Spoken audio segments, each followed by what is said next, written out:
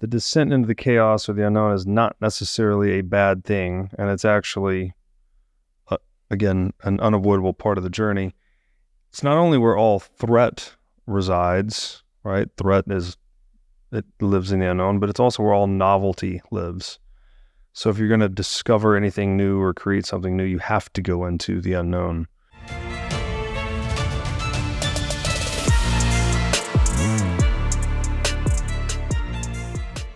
Hey everybody, welcome to the What is Money Show. I am thrilled to have you here joining me on my mission to help shine light on the corruption of money. Now, if this is your first time listening to the What is Money Show, I strongly recommend that you go back to episodes 1 through 9 first, which lays a lot of the groundwork for many of the concepts that we explore on the show. These first 9 episodes are my series with Michael Saylor, and thousands of people have told me that this is the best podcast series they've ever heard, hands down, and that it was instrumental to their understanding of money and Bitcoin. So if you're looking to start a deep dive into the nature of money, I don't think there's any place better that you can start other than episode 1 of this show. Now, a little bit about this show and how it makes money. The What is Money Show is 100% sponsor based. So all of our revenues are derived from direct sponsorships. And I strive to be very selective about the sponsors that I work with, specifically only using sponsors that I use personally, and also choosing sponsors that have values which are well aligned to the values expressed on this show, such as freedom, education, self-sovereignty, etc. So what I'm going to do now is a few ad reads right at the top of the show, and then I'll do a few more ad reads in the middle. And I hope you'll take the time to listen to them, as again, these are hand-selected sponsors, and I think you'll like what they have to offer. Today's podcast is brought to you by In Wolf's Clothing. Wolf is the first startup accelerator dedicated exclusively to the Bitcoin Lightning Network. 4 times per year, Wolf brings teams from around the world to New York City to work with like-minded entrepreneurs, pushing the boundaries of what's possible with Bitcoin and Lightning. The program is designed to help early-stage companies achieve product-market fit, develop their brand, secure early-stage funding, and grow businesses that help fuel the global adoption of Bitcoin. So go to wolfnyc.com to learn more about the program or apply. Again, that's Wolf NYC, WOLFNYC.com. Luke DeWolf, welcome back to the What is Money Show. Happy to be here, Rob. Thanks for having me. Great to have you. This time we're in person. Last time we were on Zoom. We did an overview of Jordan Peterson's book, Maps of Meaning, last time. I don't think we got past the first sentence in the first chapter, other than overviewing the rest of the book. Now we're actually going to jump into the book itself, starting in chapter 1. And chapter 1's titled Maps of Experience, subtitle Object and Meaning. And he's talking about this nature of reality, right, that all humans sort of deal with. We're in the present, here and now. What is? We have some vision of an idealized future, like how we would like things to be, what should be, the gulf between the two, the difference, and then what do we do about the difference, right? How do we act in accordance with closing the gap, I guess, between where we are and what we think should be. And I would interpret this through the praxeological lens of, right, we've got felt uneasiness in the presence, you've got some valued aim in the future, and you're selecting means to pursue the ends of bringing about that idealized future. So we'll be talking about, I think, a lot about these parallels between kind of Peterson's mythological framework and more of a Mises or Misesian praxeological framework. So where should we start here on this topic in chapter 1? Well, I think the best place to start here is, first of all, as a bit of a overview of what the chapter actually is. I think it's setting the stage. And so the main thing about this chapter and the first couple of parts of the following chapter as well are really setting the stage for the entire thesis of the book, which is that narrative and narrative understanding is something that humanity has somehow lost by switching to a fully empirical mode of thinking. That's what's happened in the 21st century to a large extent, or even you can go back slightly earlier than that. Nietzsche, lots of Nietzsche quotes in this chapter. He was obviously getting a handle on that particular idea. So at the top level, what I think about this chapter, to understand this chapter, is that it's setting the stage for the concept you just have to understand for the rest of the book to make sense. So he's describing the problem, and the problem is, and I'm going to refer to a lot of quotes here. So one, just to start with, is no complete world picture can be generated without using both modes of construal, which is what he was saying with very first sentence we looked at. The world can be construed as a forum for action or as a place of things. So the problem that he's identified is that the forum for action is sort of gone from current understanding. Right. And so the first point that he really makes here, across 2 pages, which is convenient, we need to know 4 things: what there is, what to do about what there is, that there is a difference between knowing what there is and knowing what to do about what there is, that there's a difference between those 2 things, and what is that difference. So, okay, this is the starting point. This is the starting point of saying that the forum for action point of view here is this. It's all about what there is and what to do about what there is. Right. So that's the starting point. Yeah. So again, it's like this materialist worldview that's widely held. Like, again, the first line: the world can be validly construed as a forum for action or as a place of things. So the forum for action would be what's relevant, what matters.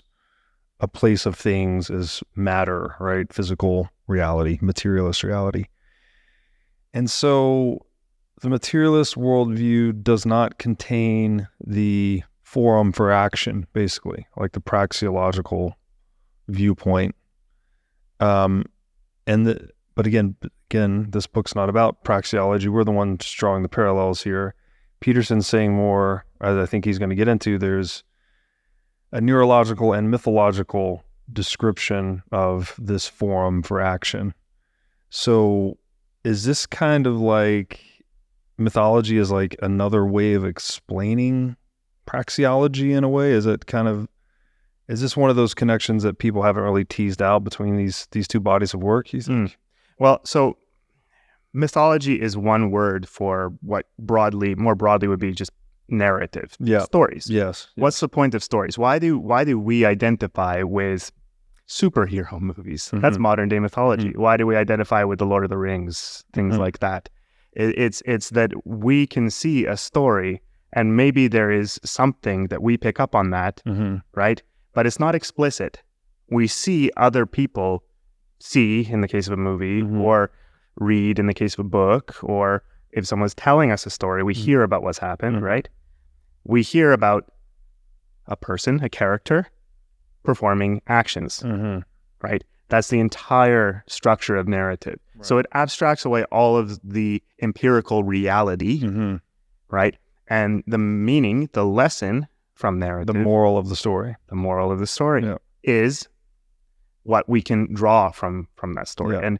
And so if you take a kid who's just watching, I don't know, I loved Star Wars as a kid, like not the new stuff, but the original, and that is a complete hero story cycle.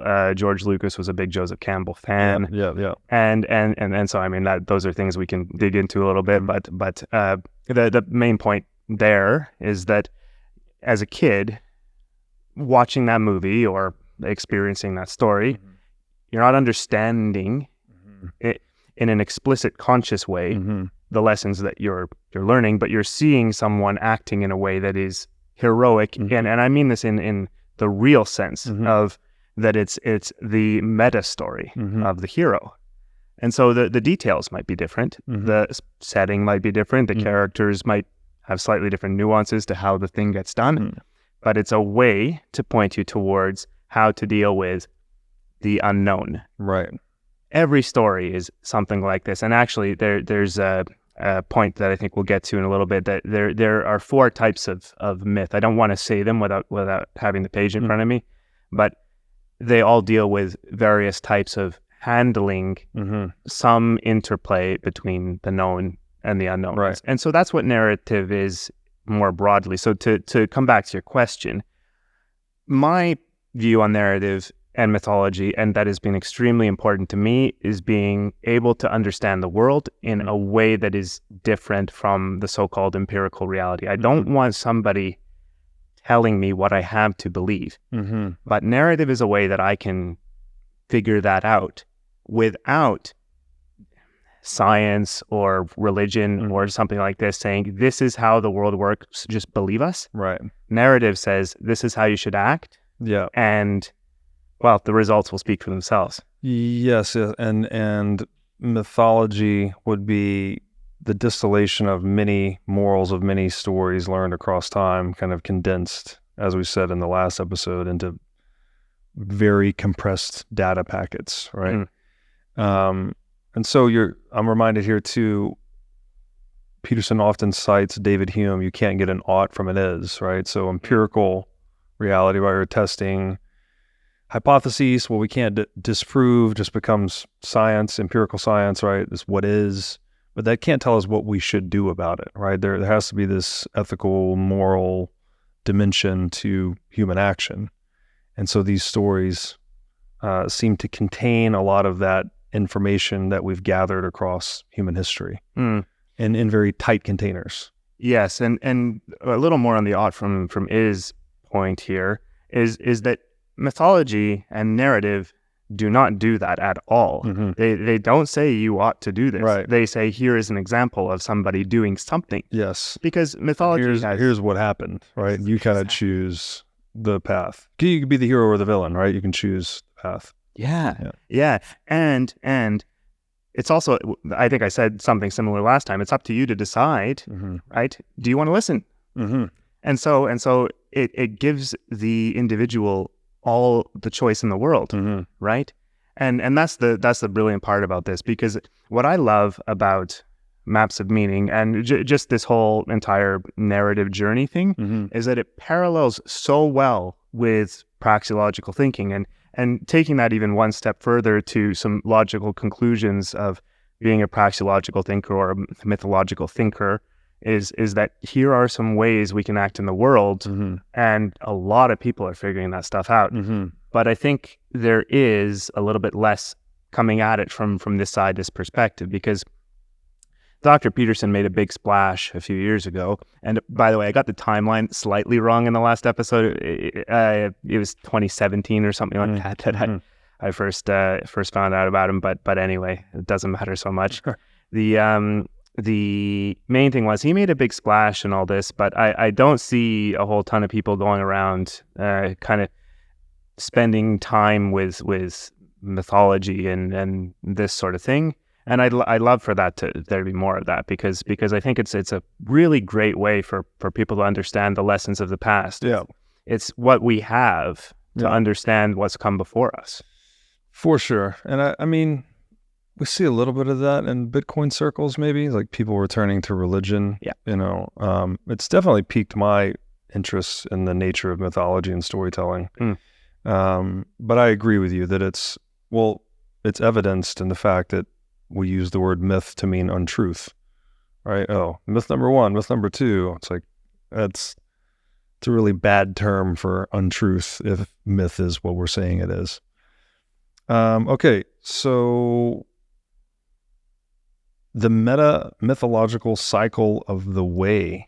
Yeah, maybe let's concretize this a little bit. And we're skipping. If I skip ahead too quickly, let me know. No. Following an outline plus the book here. All good. The main thing, the reason why I kind of flagged that one, what we're skipping over, just for reference here, it's not that this stuff isn't important. It actually, a lot of this is describing this problem that Peterson identified.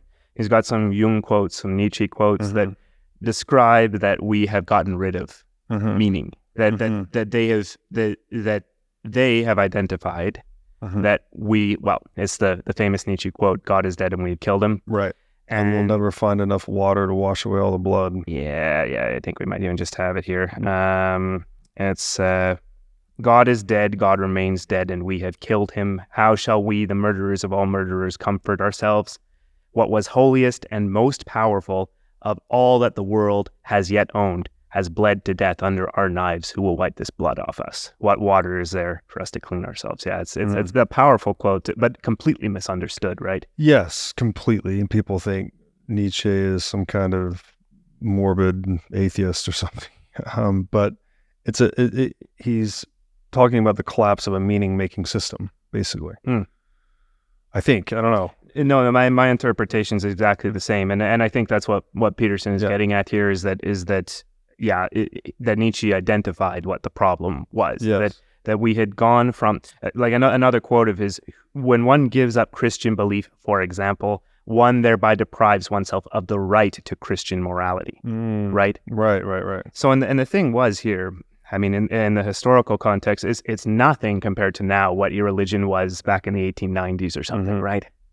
Like the degree of irreligion today is most of the Western world is irreligious. Yeah. And even if there are people who are, say, culturally Christian and maybe even go to church on Sunday just because their family does or something like that, they're not acting religiously. Right. They're not acting like they believe the things. And we touched on this again last time a little bit. My background was in Christianity, and I went through a couple of phases of being out of touch with that. And now I'm in a place where I no longer consider myself Christian. I'm open enough about that, but I appreciate it vastly more than I used to. And so one of the side effects of digging through all this stuff, right, is that belief has gotten harder for me in a kind of a literal way, but in the mythological, in the metaphorical way has grown. And so I believe this stuff way more than I used to, but I'm not a literal Christian by the definition, I don't think. Yeah, metaphorical is a good word, actually. We touched on this maybe last time, I don't recall, but another book that's really struck me recently is Metaphors We Live By, and it just describes how all of our language, all of our terminology, our phrases, it's metaphorical in its development. From words, like the word understand, it means to stand beneath, to gain a deeper perspective. Or when you say something like, I'm running in the race, well, you're not actually in a race. That's a container metaphor, right? That we're using to describe a situation where I'm participating in a race. And so when you start to think metaphorically, like you hear it in all of our language, all of our words all the time, you hear it in all of our language. It's not actually in it's a container metaphor. Yeah. So this mythology is like the container of all of our collective metaphorical knowledge in a way. And so when you say that your belief, it's not like your faithfulness as a Christian may have declined, but your respect for the nature of human cognition within the framework of these metaphorical systems is increasing, right? It's like the best analogy I know is like looking at human cognitive source code, right? It's like this is how we work. This is how our brains work. This is how we developed. Here's how the mental, here's how the mental informs the praxeological, right? The belief informs how we act. Yeah. A lot of it's just contained inside of these stories. So. Yeah, I mean, maybe this is actually a good cue, since you kind of brought up the neurological side of it. The second part of chapter 2 on all of this neurological stuff is the part that I think is going to be hardest for us to actually cover in this series and where to put it in and all this.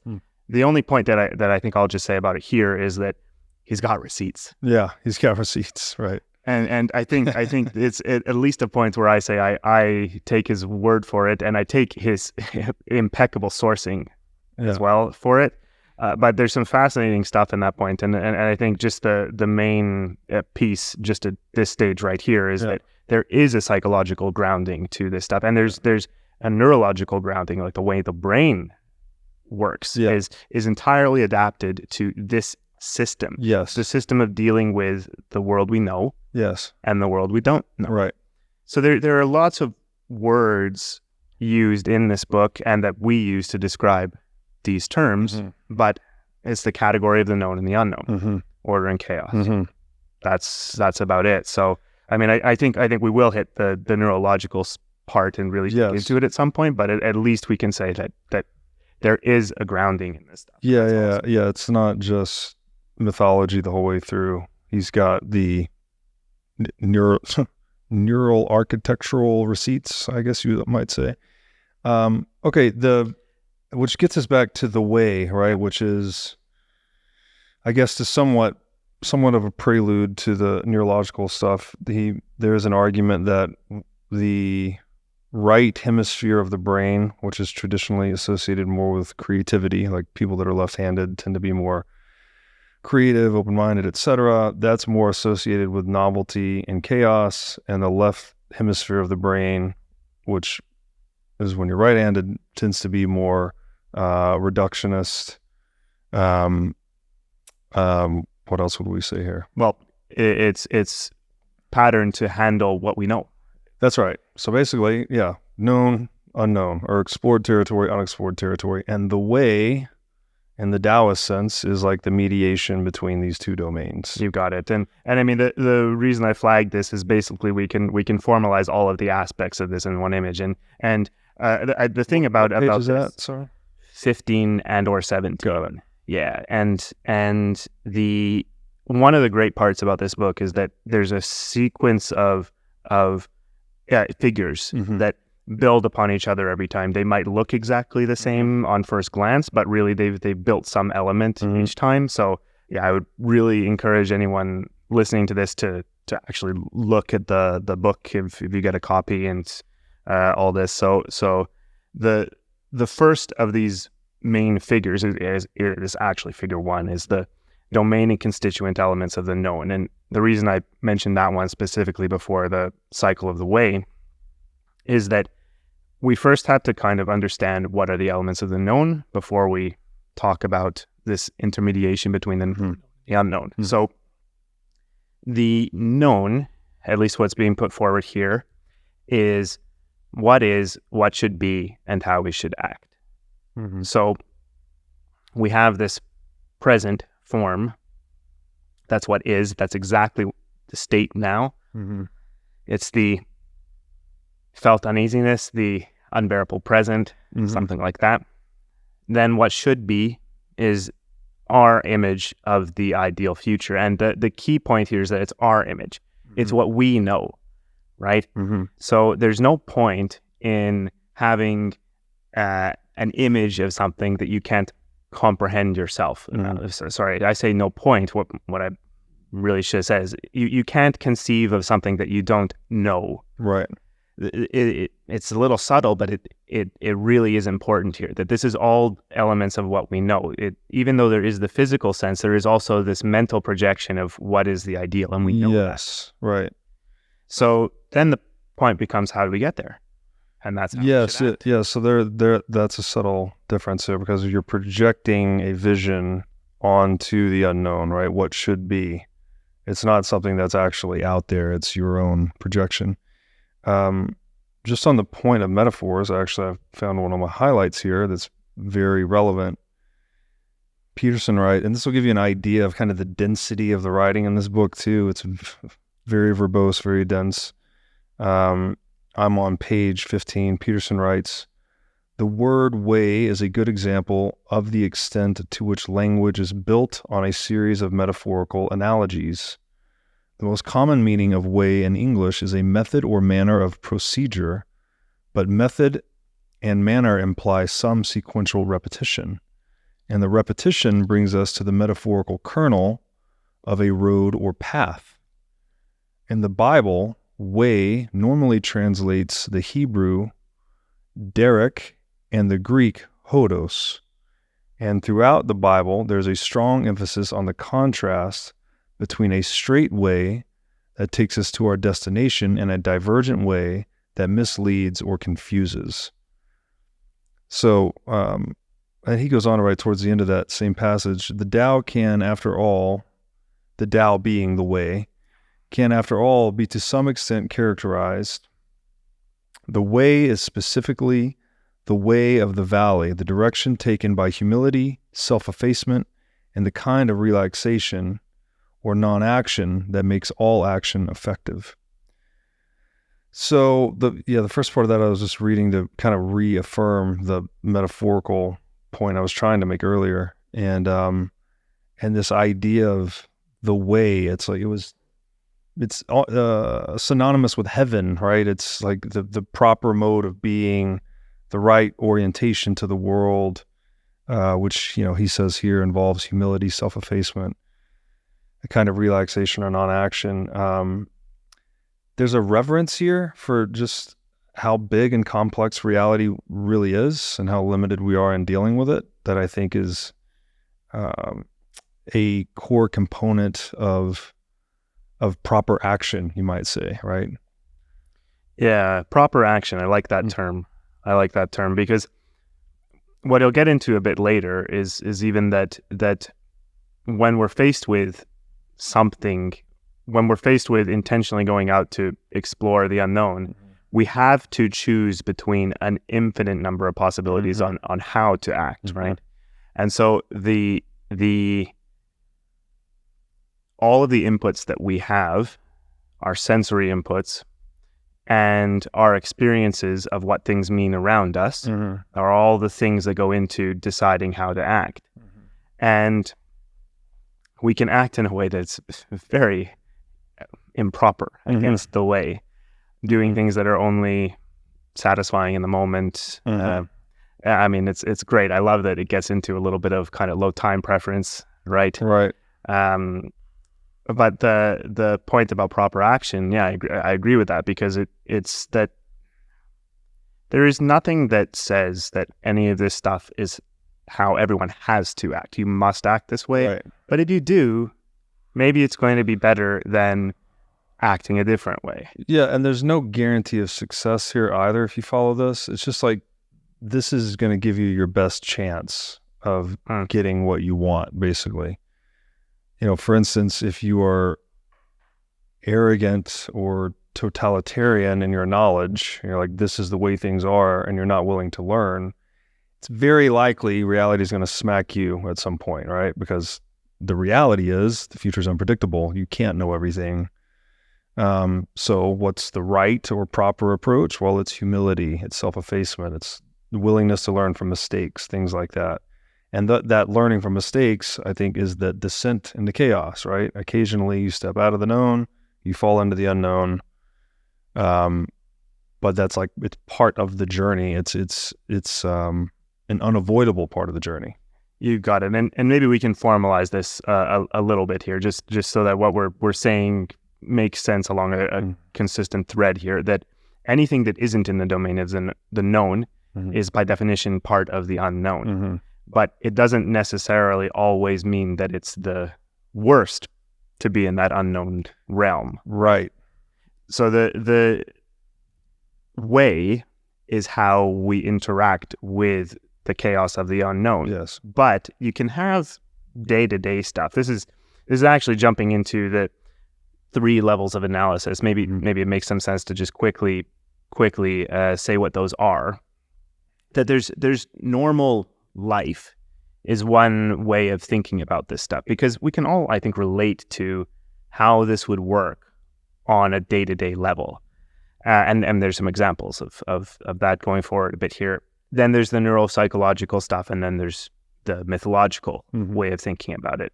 But in the everyday life, just the reason of mentioning that part is that we all go through life running into little obstacles that are surmountable. I'll give an example, is that when I came here to Lugano, my phone plan, I thought it worked throughout all of Europe, but apparently in Switzerland it doesn't. And I don't have any internet when I'm not on Wi-Fi right now. And you know what? I've got to adapt to that. I've got to make sure I'm on Wi-Fi. I couldn't talk to the gentleman outside in making sure I wasn't somewhere I wasn't supposed to be because he didn't speak English, and so I couldn't pull up my translation app, right? And so yeah, it's just these little things that get in your way. But it's not a catastrophe for me. I can handle that. The example given in the chapter is someone who's trying to make it to a business meeting. A business meeting, and just little things keep getting in the way. Your elevator doesn't work, or someone is walking slowly in front of you. Things like that. Yeah. They're little things, but they're not catastrophic. They don't send you into disintegration and reintegration, Right. which is really the main story, is how we deal with these catastrophic events and going out into the realm of the chaotic. Yeah, so they can be as small as your tiny mistakes, right? Like, we mentioned leaving this phone in the other room last time, or it can be as major as a natural disaster, right? Who knows? Like any form of the unknown suddenly manifesting itself. And I didn't want to gloss over, because I noticed you brought up the 4 myths earlier, and I see that now on the bottom of page 16. I don't know if we should bring those up. Yeah. The 4 myths, the exact thing that he's saying here is that the central notion of the way underlies manifestation of 4 more specific myths or classes of myths. Myths describing a current or pre-existent stable state, a paradise or a tyranny. That's an interesting one that we'll dig into later. Myths describing the emergence of something anonymous, unexpected, threatening, and promising. Again, another thing that's going to be interesting to dig into what those mean there. Myths describing the dissolution of the pre-existent stable state into chaos, and myths describing the regeneration of stability. So those last 2 are like a bigger level of change, a bigger level of the unknown. So these 4 classes are what he describes as meta mythology. Right. The other thing, and to add to what you were saying earlier, the descent into the chaos or the unknown is not necessarily a bad thing, and it's actually, again, an unavoidable part of the journey. It's not only where all threat resides, right? Threat it lives in the unknown, but it's also where all novelty lives. So if you're going to discover anything new or create something new, you have to go into the unknown. So we have like an ambivalent feeling towards it, I guess, that it can be both exciting and intimidating at the same time in different contexts. Yeah, I like to pronounce that ambivalent to kind of emphasize that we're talking about, you get really 2 things whenever you encounter something unknown. And I think, I probably can't pull it up quite immediately, but the point is that it's threat or it's hope. Yeah. And so when you come up with something that's kind of against your plan, right? If you're just churning away, maybe you've got some idea of getting to an eventual goal after however much time, right? But then that's going to take however much time, months, years, whatever. But then maybe an opportunity comes up and you can seize it, and that's hopeful. Yeah. So it sounds bad. Chaos, the unknown, sounds like a place you want to actively avoid, but you actually need to step courageously closer to it to actually move forward, right? Yes. And also we should also mention that the unknown is, I've said unavoidable, but it's also ineradicable, right? Like Peterson often uses the term the horizon of the future. Like it's coming at you all the time. Even if you sit as safe and still as you perfectly can in a fortress, the world's still moving, time is still moving forward. You're going to deal with the unknown no matter what. So again, this is like descriptive of what it's like, and not just saying, again, not prescriptive, this is what you should do. This is just saying as a descriptive account of how it works and what we have learned to do about it.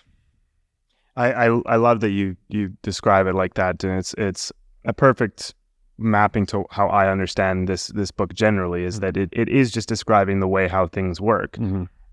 And it's describing a way how things work that might be a little bit different to what we understand now. Yeah. And I found the ambivalent nature of novelty in here, page 44, if you'd like. But it's the idea that novelty, any kind of novelty, is dealt with as either promise or threat. And promise creates hope, the emotion hope, and threat creates anxiety, emotion, anxiety. And so the thing about this, and there's another figure on the next page here that really shows that we have this concept of what is this unbearable present and what should be this ideal future. But the way of getting there is going through this constant loop of planning, a planned sequence of behavior that is constantly running into these obstacles or these changes. Either it's going to be something that is promising or it's going to be something that's threatening. And we deal with that. And either we can continue with the sequence because whatever happened didn't set us off the plan, or we have to generate or choose a new sequence. And at this point, it sort of turns into a little bit of that dealing with having to choose these new sequences, these unpredicted outcomes. This is a big problem in society these days, people not being able to deal with any kind of threat, anxiety, this sort of thing. And I like that this is kind of a description of how that works, basically. Yeah, I think if you frame it like that, then you don't have to add to the natural, like it's going to happen. You're going to miss the mark, right, all the time, make mistakes, fall into the unknown. If you add to that unnecessary, dismay or anxiety or just like, woe is me kind of attitude, you're just making it worse, right? What is that quote about worrying being like a rocking chair? It gives you something to do, but it doesn't get you anywhere fast.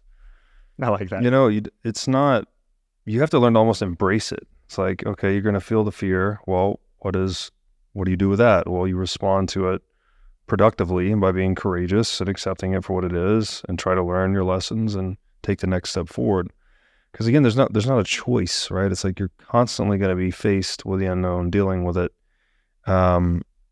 You can deal with it intelligently, or you can deal with it in a negative with negative affect, let's say, and that doesn't serve you or anyone around you for that matter. So, I think what's useful is like getting the framing of this, knowing that everyone goes through it. It sort of makes it more digestible, I guess, and like dealing with the vagaries and uncertainties of life. Yeah, another one of Dr. Peterson's common stories on this topic is dealing with people who have major fears, phobias, and helping them through that. And he says the result of this is people don't become less afraid. That's right. They become braver. Yeah, exactly right. And so that is the lesson. Yeah.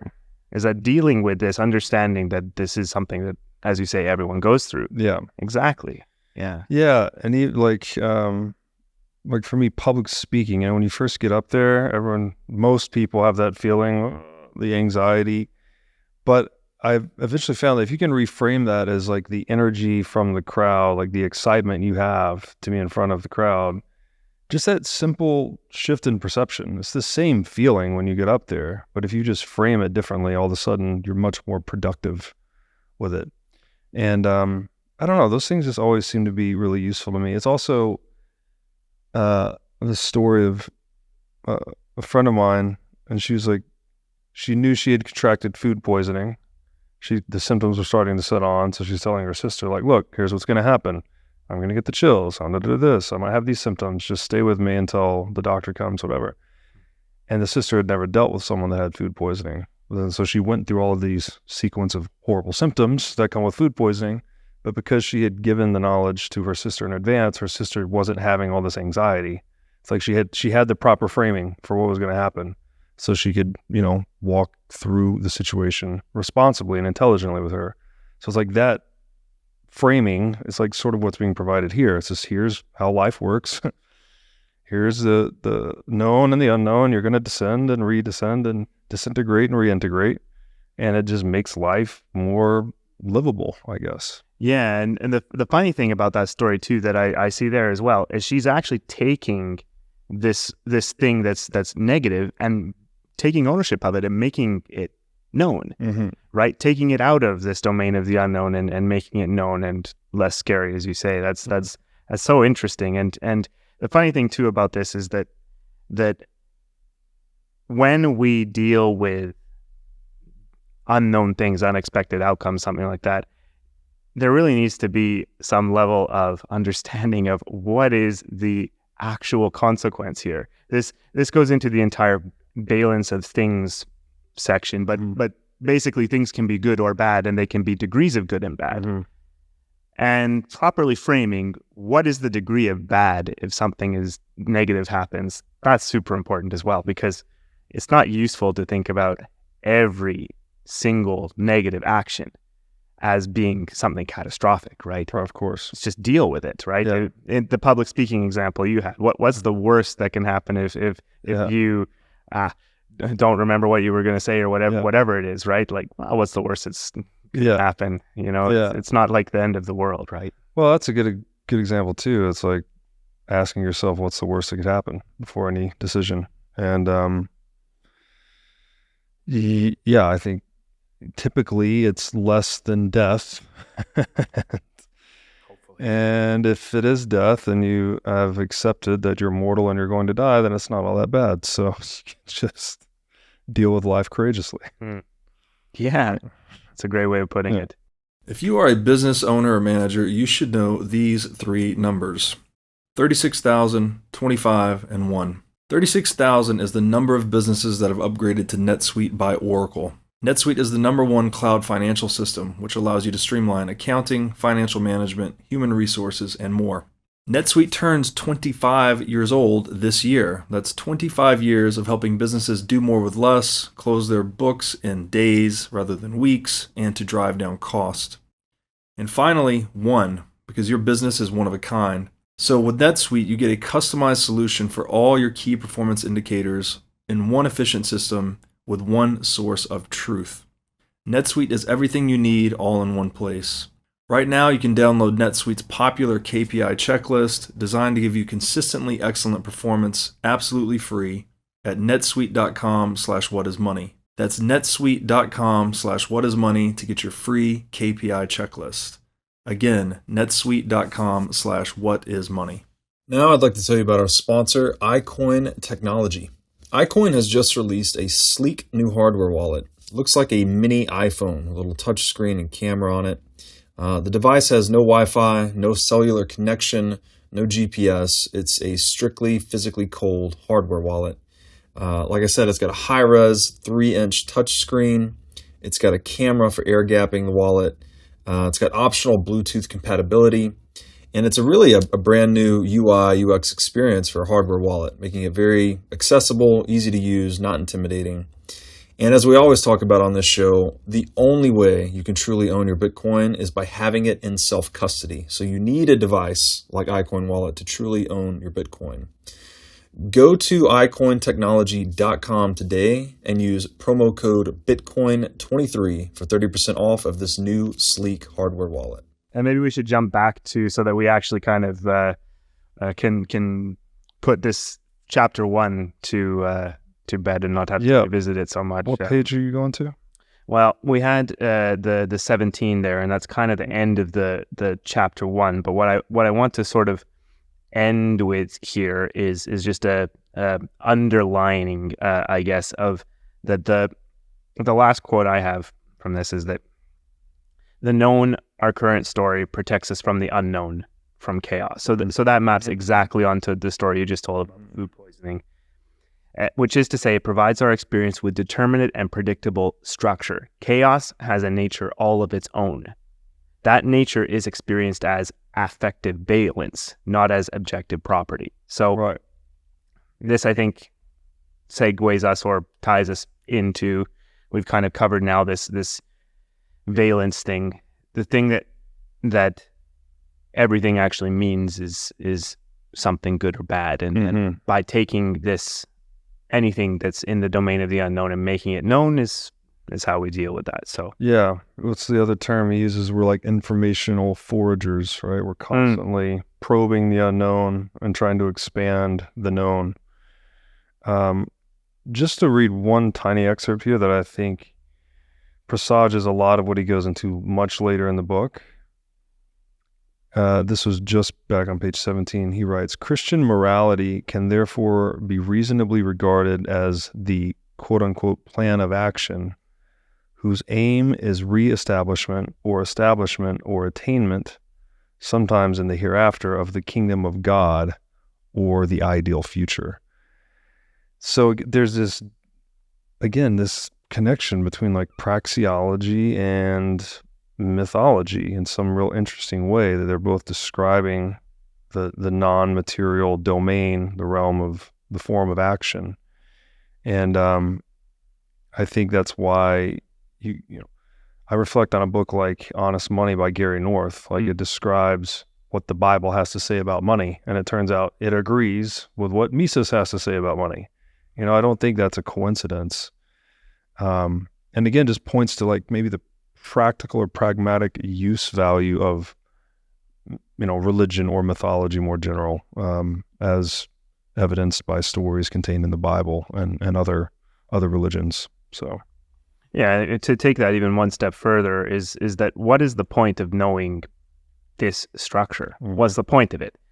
And to me, the point is to always have that framing, to decrease the difficulty of dealing with threat by understanding that, okay, this is like, I don't go through life thinking this stuff consciously by knowing this. I don't, but it does make it easier to kind of understand that going through life in the mode of trying to accomplish something, and then dealing with the unexplained, the unanticipated.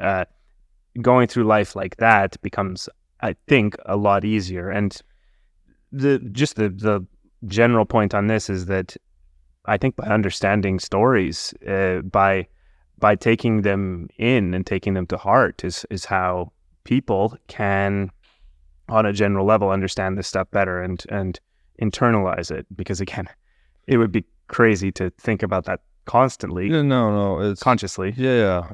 These are, again, it's kind of like the source code, right? You're not really actively or consciously running it. And it definitely helps you embrace your mortality and just the impermanence of life, right? That this thing is a constantly flowing structure. And so if you really accept that and understand that, well, then when horrible things do happen, I think you can deal with them better. You can just be more responsible, which is obviously a big theme that Peterson beats on. I have a lot more, much easier time discarding things. Yeah, letting go. Yeah. That this thing doesn't change my strategic goal. It might mean I have to deal with something for a day. Yeah. But it doesn't change that I'm aiming to build a better life for my family. Yeah. Build a better world somehow through whatever I can do to accomplish it, finding the best ways to accomplish that. Those strategic goals don't need to get affected by little bumps in the road. Yeah. And I guess another way of saying this for me is like it lends itself towards stoicism in a way, or it aids or enhances stoicism. It's like just seeing things from the bigger perspective. You know it's coming, right? So you're putting it in the known once again, right? You're framing this whole cycle of interfacing between the known and the unknown into the frame of the known. So it helps you deal with it more courageously, more responsibly. Yeah, and the courage there as well. Responsibility. Yeah, I like that. I like that framing of it as well. It's that. By acting this way, it's another one of his phrases. That's what I was getting at. The courage, responsibility, is that to think of the highest good you can conceive of, to aim at the highest good you can conceive of. I think that's the end point of all of this. Yes. What is the highest good that you can conceive of? And from his lectures, the example he gives is like Pinocchio wishing upon a star. And I think that's kind of cute. But it's real. It's that put the end goal there, and then to bring it into the praxeological perspective, it's low time preference said another way. Yeah. Right. Like let's aim for the longer term thing. Let's aim for the high goal. Like the thing of highest value. Right. Yeah. Yeah. Yeah, I think low time preference is almost equivalent to saying high value preference. And Bitcoiners share that we're all aimed at the destruction of central banking, I guess, as like our North Star. I had a good friend of mine, even call him a brother, his name's Izzy, who describes it as the orange glowing light. And I think that's the best way of describing that I've ever heard. Yeah, well, and I actually was inspired by Peterson's work when he said aim at the highest moral aim. And actually he didn't originate this. This is Carl Jung. Carl Jung said it was an adequate substitute to clinical psychology to just try and set your moral aim as high as you possibly could and then work assiduously towards that aim. So you don't need to come see me. Like, just go pick your high moral aim and work your ass off, and your life will sort of, get integrated behind that.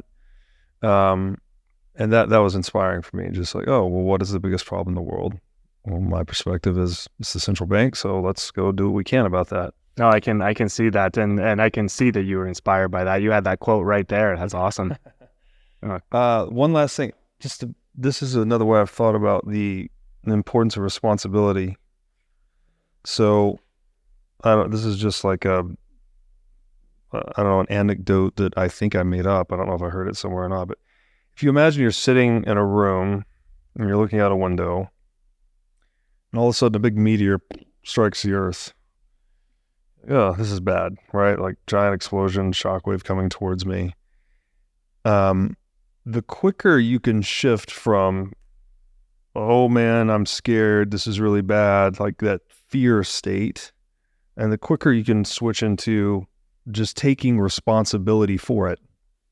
You didn't actually do it, obviously. The meteor just fell from the sky and hit the earth. You're not the cause of it.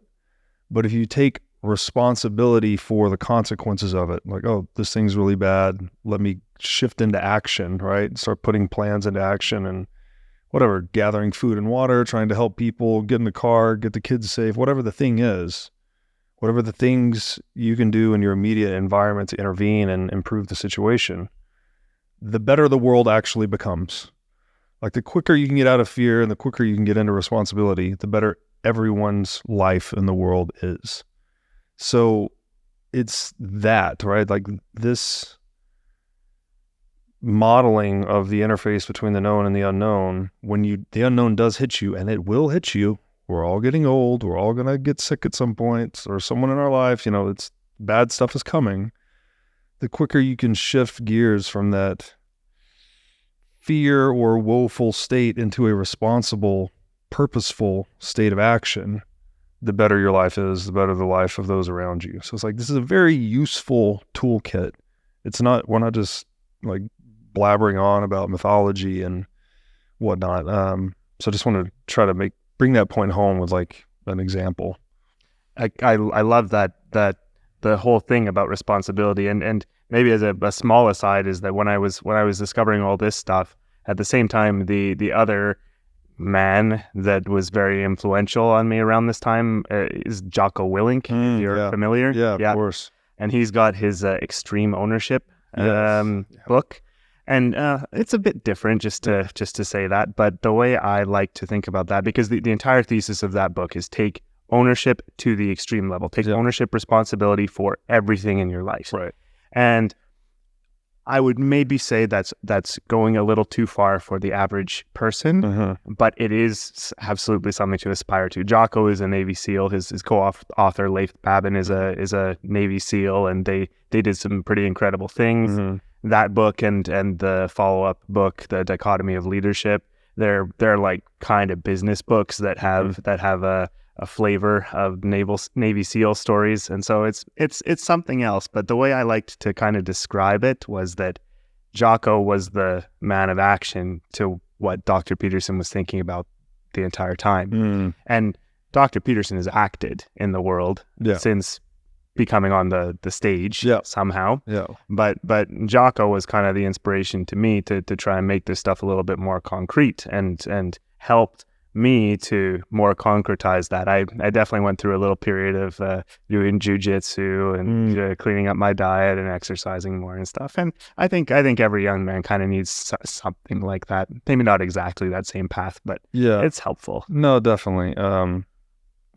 Peterson often say, like, you should just experience what it's like to work as hard as you can at some point in your life. I think you should do that, and you should do it in every domain, right? You should push yourself intellectually at some point. You should push yourself physically. You should push yourself spiritually, and just test your own boundaries and see what it's like to go to the edge. Definitely makes you stronger. It does. Yeah.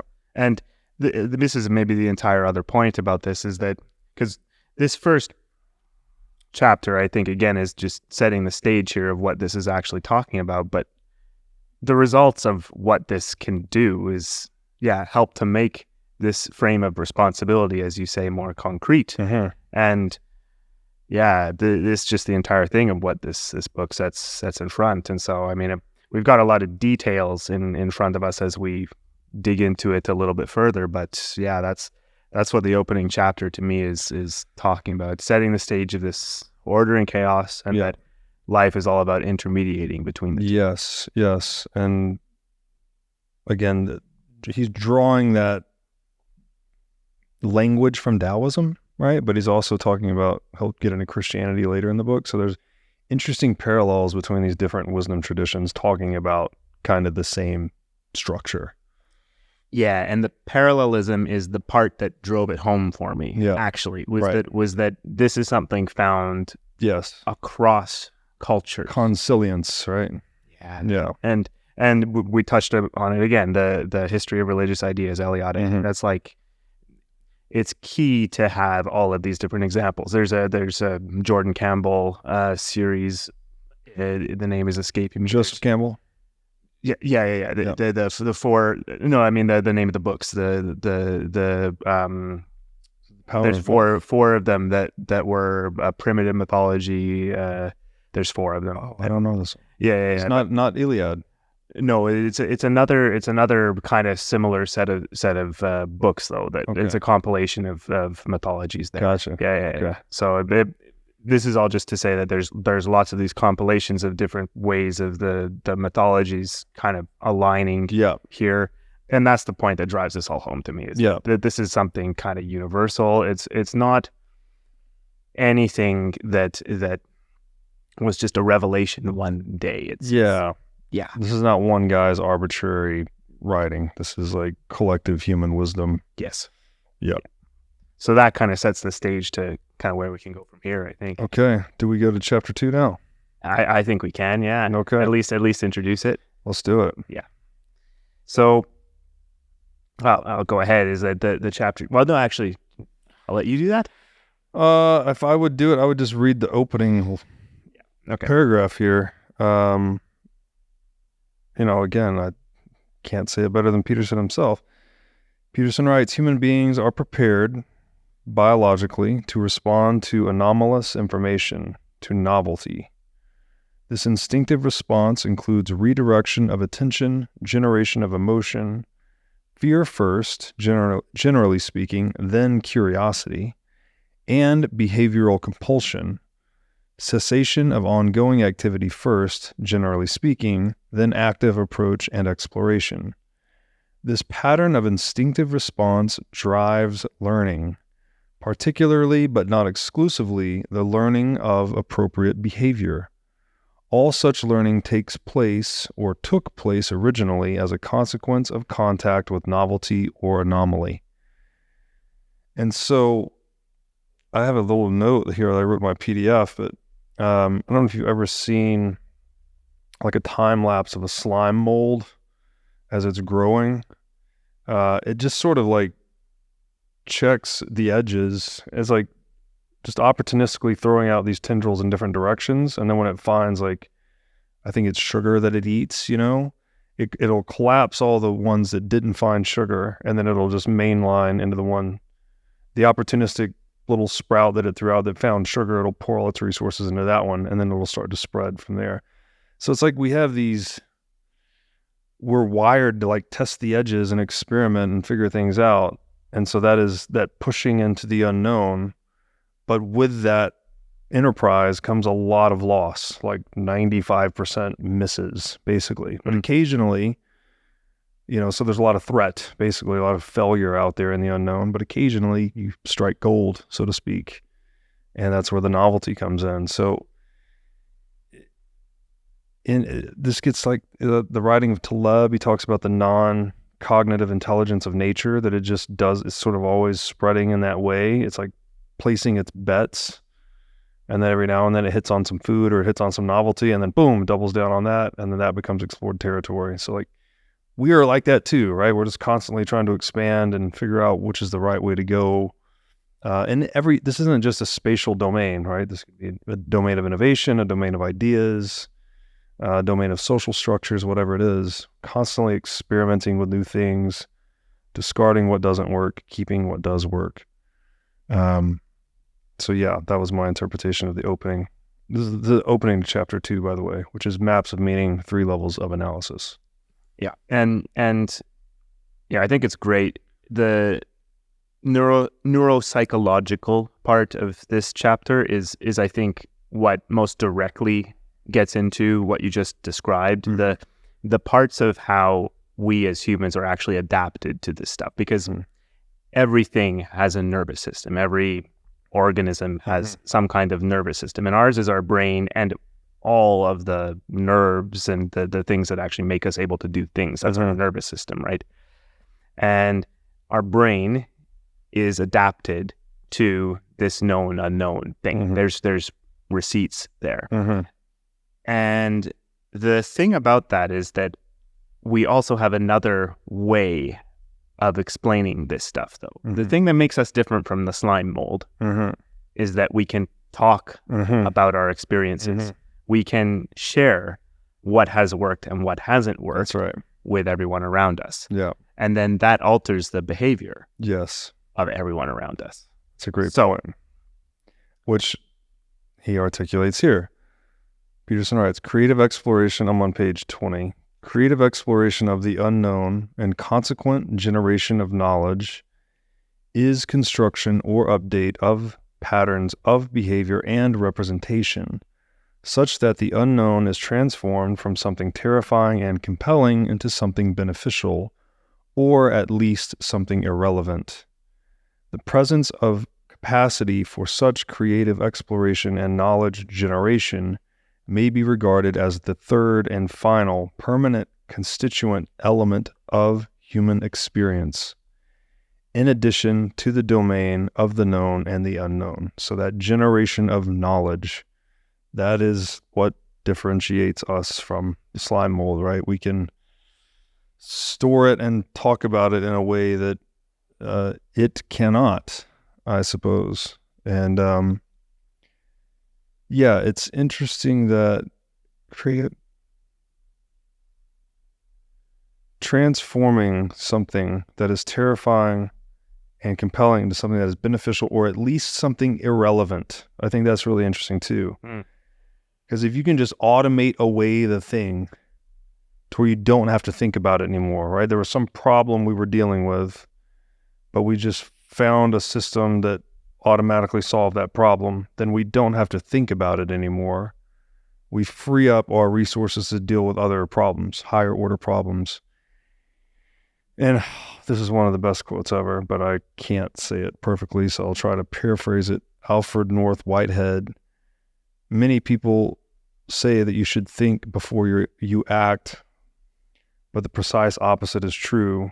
Civilization advances by converting important operations into things we can do without thinking. I'm really butchering that, but that's kind of the gist of what he's saying. So I get it. The more we can add this automaticity, to use a term that's used in some monetary history books, the more you can automate away your problem solving, the more you free up your cognitive and physical resources to solve higher order problems. So civilization is actually built in these layers of solving problems and ideally automating the solution of a problem, which is the same thing to say to make it irrelevant, right? What's a good example here? Well, humans like to eat, right? It's been most of our history trying to feed ourselves. Now we generate agricultural surpluses of 30+%. Not saying the problem's completely gone, but I mean, the fact that you can walk into a grocery store and it's stocked full of food, that's a far cry from having to hunt and gather. So maybe that's not a perfect example, but No, I like it though. It's a description of how technological advancement. the food's automatically there and waiting on you, basically. Yeah. I know you got to go work a job and make money, but you walk into the grocery store and you have food from all over the world, right? Plants, animals, everything you want. So Yeah. And the thing about that too is that the technology is something that can be reused, right? When someone discovers discovers it, yeah, and this is one of those ways of describing Bitcoin as a discovery rather than an invention, and describing many things as discoveries. yeah, It's now in the domain of human knowledge, and all of humanity can benefit from it forever. As long as we don't forget. Yeah, but that's the key here. As long as we don't forget, right? Yeah. Because if we as society one day had the meteor or something like that, or the electronic pulse, and we lost all of the human knowledge, we could be back at the Stone Age and have to do it all over again, right? That's right. Yeah. Yeah, definitely have to remember it. And but that the tremendous value of knowledge, right? That it just takes the one discovery, and then the knowledge can spread super fast and be replicated and emulated by countless people that can all benefit from that one discovery. Reminds me of the quote, "A single candle can be used to light 1,000 others, but its flame burns undiminished." So it's like the fire of knowledge. It's really, really what makes us human. Yeah, and the way knowledge was transmitted before we had things like writing, computers, all this. Myth. Yeah. 100%. Exactly. The OG internet. I don't know. Yeah, something like that. But what this gets into is, just to bring this back to the 3 levels of analysis, because I think this chapter, we were saying offline a little bit, that this chapter is a little hard to tackle all on its own. In some ways, I think it should have either been 3 separate chapters, because 3 levels of analysis we're talking about there, or that chapter 1 and the first 2 parts of this chapter 2 should have been kind of merged together as one big setting the stage section. But the 3 levels of analysis, to just say what they are, because this is another little bit of constructive criticism here, is that I don't think the introduction actually properly introduced what these 3 levels of analysis are. Yeah. He didn't exactly say them, but it's normal and revolutionary life, which we can do, neuropsychological function, and mythological mythological representation. So the main thing about this here is that we can kind of divide the world into how we actually act, what we do day to day, that's normal life. Then you have the level of analysis of the physiological, neuropsychological aspect, and this to me is the receipts of why this actually is the case. But the mythological bit is, I think, what we're going to be dealing with for most of the rest of this series, because the mythological aspect is the entire rest of the book, basically. Yeah. So I think to get a little bit of a grasp on what the impacts of this stuff are for everyday life, that's good. Understanding that there are some receipts for this stuff, that's good. But what I think the bulk of what this is going to be is describing how these narratives and myth structures map onto these other levels of analysis and bring that into the daily life. So I think that's the point to make about why this structure actually makes some sense, and that understanding that there is this underlying neuropsychological part to it, and we can make a everyday life output from understanding this stuff, then all of the mythological bit can actually become understandable. Yeah. I think that's a great approach. One of my highest health priorities is keeping my brain in top shape. To take care of my brain power, I do many things, such as striving to read, write, exercise, and meditate daily. One of the latest tools in my Brainpower toolkit is MindLab Pro. MindLab Pro is a nootropic supplement that is scientifically proven to enhance your brain power. When I take MindLab Pro, my mind feels like it has a better grip on the world. My thinking is more lucid, and the articulation of my speech is much more clear.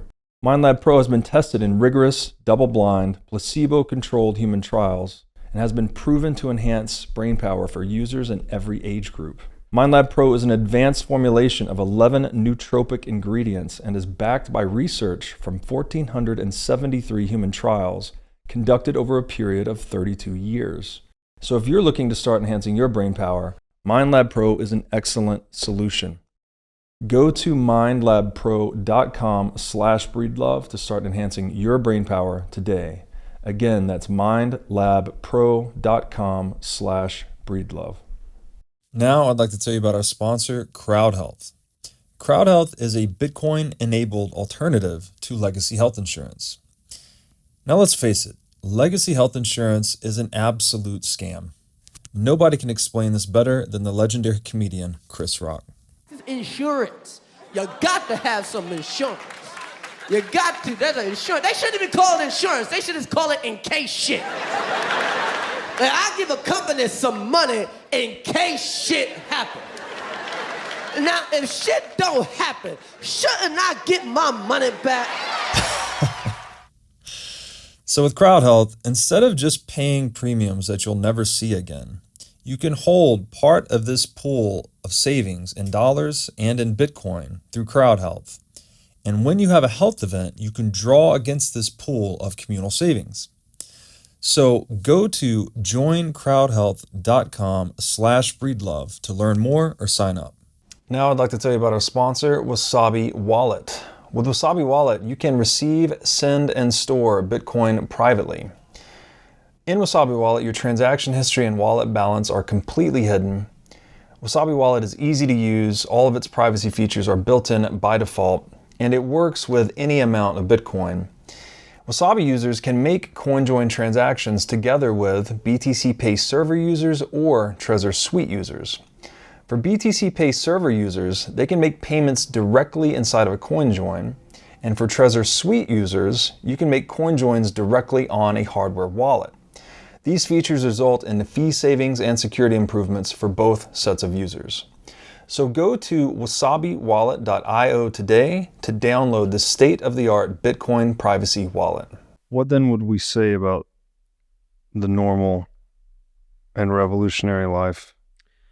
Yeah, I think this one is Is this where he goes into the business meeting? You got it. The business. Okay. This chapter is pretty much just some examples, and I mean, just to this one is the easiest I think for us to tackle, because normal life maps directly onto the cycle of the known to what we do when we're in the known. Normal life is what is, how we should act towards what should be. It's what we're doing when we know what to do. But revolutionary life is when we had to deal with chaos. And so the examples given, you can use almost any example of a real world event, and he goes into this in terms of a business meeting, and that's normal life, some obstacles to getting to a business meeting. And then revolutionary life is when you have to deal with something more chaotic. You deal with literally a revolution in your mind. His example is losing a job. So, okay. Shall we dig into? Yeah. If you want to, does he extend that one example into the revolutionary life? Yeah, I thought so. It's a little why it's a little tough to map this out directly, but we can go through what the example is. Yeah, if you want to kind of walk through it, because you almost need that gateway into the mythological, right? You need to understand the prosaic before you get into the deeper aspects of it. Yeah. So the example given, and I'm just going to paraphrase, is that there's someone who he frames it as you are going to a business meeting. You're in the corporate structure, the 9 to 5, the grind. Yeah, lovely. But that happens to be true for many people. There's a business meeting that may have a a impact on the future, on the goal being to climb the corporate hierarchy. In the great thing about business sort of these days is that business really, it encapsulates the hierarchy of life. It kind of formalizes it. Really, people have titles, people report to one another. It makes explicit what used to be more implicit, right? But then so you anyone going through the corporate game, playing the game of corporate worker, is trying to ascend some hierarchy. The end goal might not be CEO, but maybe something pretty decent that pays well, something like that, enough to live a comfortable life, something like that. Lambo maybe. but the main thing is living in this corporate structure is playing this corporate game and trying to advance. And so, okay, the scenario is there's a business meeting, and this business meeting is going to have an effect, positive or negative, on the ability to get to that goal. So you, the individual, assigns importance to this meeting, this specific, somewhat mundane thing. If the meeting goes well, you're one step closer to your goal. If it does not go well, then that's a setback, and you might have to deal with things all over again, something like that, tread old ground.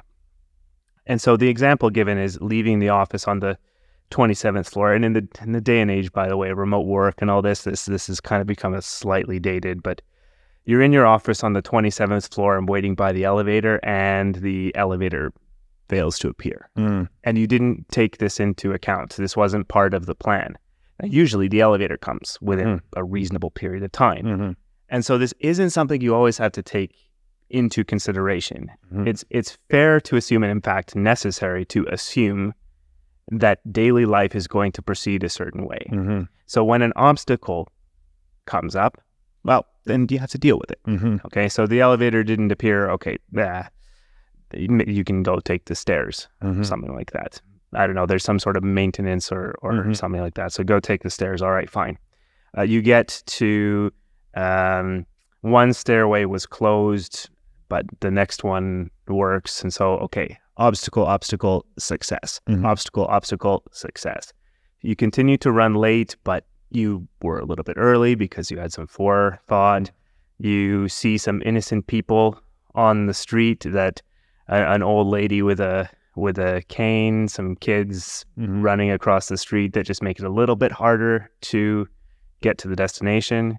You notice those things a little bit more, right? Because day to day, who cares about the people around you if you don't have somewhere to be? It's like they're just other people going about their business, right? But if they're stopping something important and you've got some anxiety, right? Well, then maybe you notice all of a sudden the little kids are obstacles.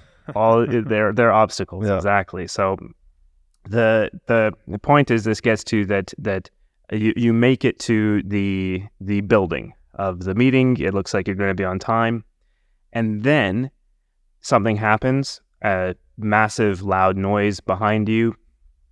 Sounds like a large vehicle hurtling over a small concrete barrier, like a curb. So the placement of this example is really interesting, because the point of the story here, at the phase of the story here, is that you've actually succeeded. You've made it to the meeting over the obstacles, and then you hear something that directs the attention away. Something chaotic, potentially catastrophic. And so all attention goes to that suddenly. You have to deal with this unexpected occurrence, because the consequences of this new occurrence, you think there's a car, truck about to hit you, that's life or death. So suddenly you're not dealing with a scenario that's only about getting to a meeting and some long-term strategic goal. It's suddenly about life or death. So when it turns out to, it's just a truck hitting a pothole and some stuff and it's the back of the truck jumping around, suddenly everything's fine again. You can just ignore it, right? So it's this entire story is a description of just how things work in daily life and getting through these obstacles. And the end of the story is something like making it into the meeting and everything going perfectly fine. And so mission accomplished for today. Obstacles overcome, little things. Nothing was catastrophic, even though there was a moment where you had to evaluate something catastrophic, right? Right. And a real catastrophe would come with the revolutionary analysis, which is the next example, but I'll pause. No, I just think it's funny how skittish, we have to be skittish creatures, right? You hear the loud noise of the truck bumping behind you, and, you know, all of a sudden your goal-directed action towards climbing the corporate ladder becomes irrelevant in that moment. You have to just totally suspend it, and you're like, am I about to get run over by a truck? Okay, obstacle cleared, or not an obstacle, you know, it's just a scare, and then you go back on path. So just another point being made that, like, these actions or paths that we're pursuing, they're stacked, right? Like, step one, survive. You know, don't die. What is Taleb says this in his books a lot, like, never take risk of ruin is one of the, like, the first tenet of surviving in financial markets is, like, never take risk of ruin, right? Never leverage your whole stack or anything like that. So you're immediately reduced to that concern in that moment where you hear the loud noise of the truck bumping. And it's just interesting how you're going up and down the levels, not the levels of analysis, but just the levels of your own humanity, right? It's like, well, if I know I'm surviving and I've got some future, then I'll be concerned about climbing this corporate ladder.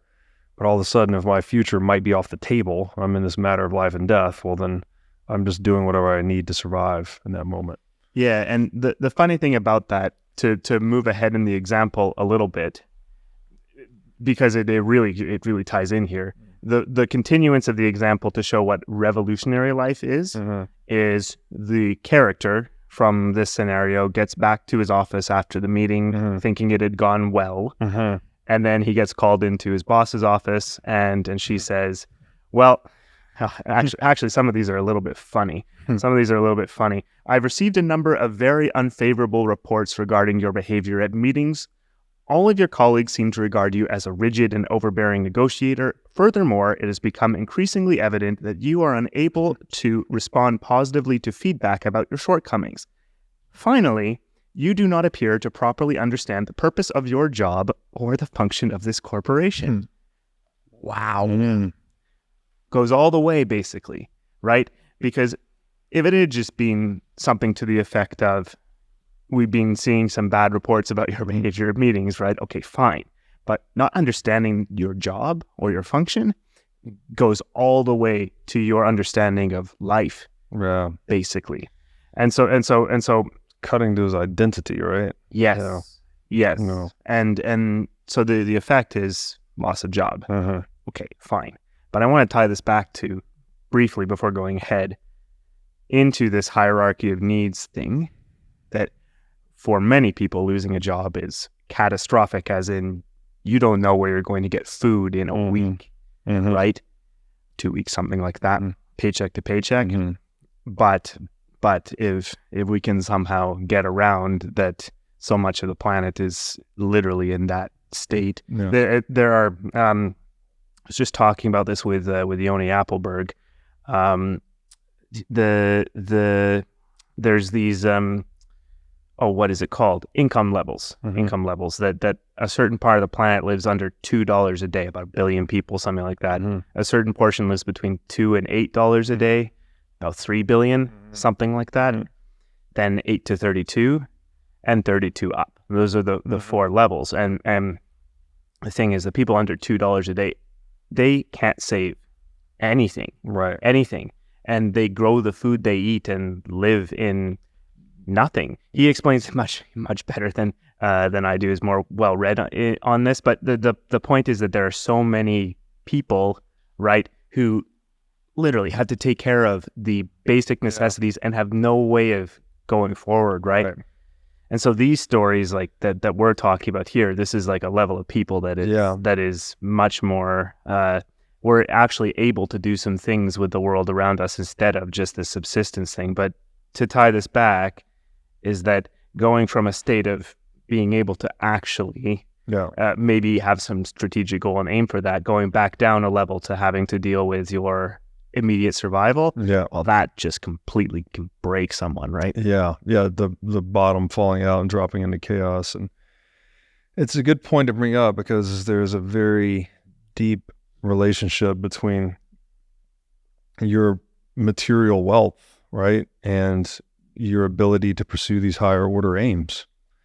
If you have to worry about food and shelter or paycheck to paycheck, as you're saying, like it's really hard to set your sights on a high moral aim, right? You're just worried about survival.